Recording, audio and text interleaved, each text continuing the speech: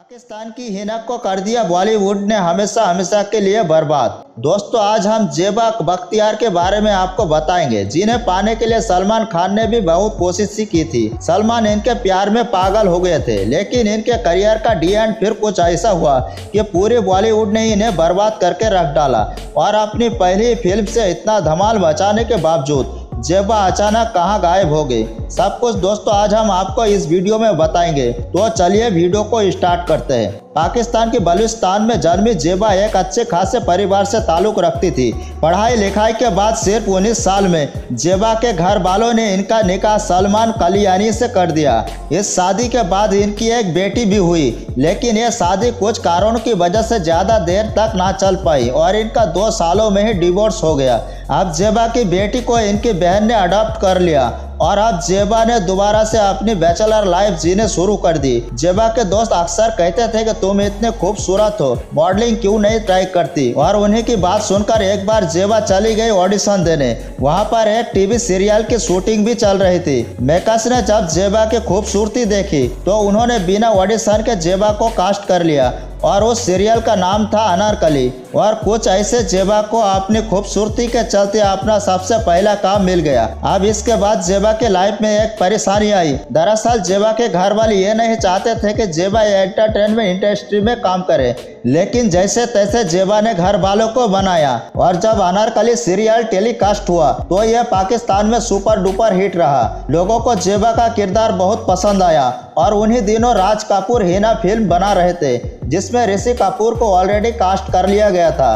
राज कपूर ने अनारकली में जेबा को देखा, उससे वो खूब इम्प्रेस हुए और बिना कुछ सोचे उन्होंने जेबा को अपनी फिल्म में कास्ट कर लिया।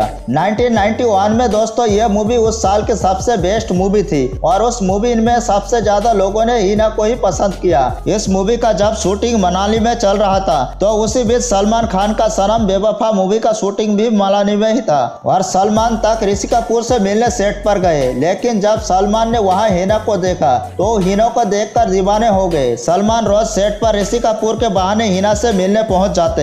हालांकि उस समय सलमान ऑलरेडी संगीता बिचलानी के साथ रिलेशन में थे। सलमान ने कई दफा जेबा को कॉफी के लिए भी पूछा, लेकिन जेबा को सलमान में उस समय कोई इंटरेस्ट नहीं था और सलमान की वन साइडेड लाइफ स्टोरी यहीं पर खत्म हो गई। दोस्तों हिना की जब पहली फिल्म हिट हुई तो उसके बाद हिना ने जितने भी फिल्में करी सभी फ्लॉप होती चली गई। इनके करियर पर ब्रेक तो लगा ही था, लेकिन उसी समय इनकी जिंदगी भी कुछ अच्छी नहीं चल रही थी। दरअसल जेबा का नाम उस समय जावेद जाफरी के साथ जुड़ने लग गया।